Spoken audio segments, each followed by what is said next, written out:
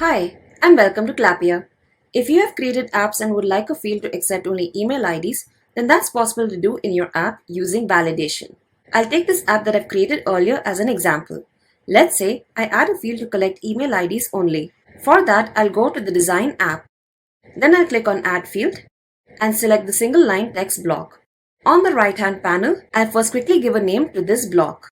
And for it to accept only email IDs, I'll go to the advanced section. And under validation, I'll click on email. Then I click on save and it's done. Let's see how this works.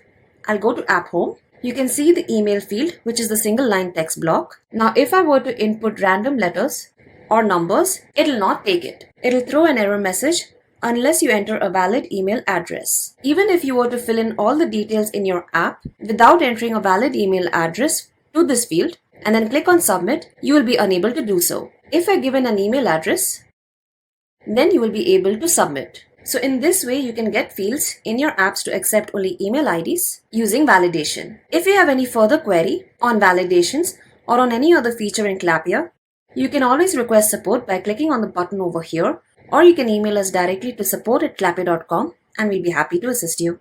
Thank you.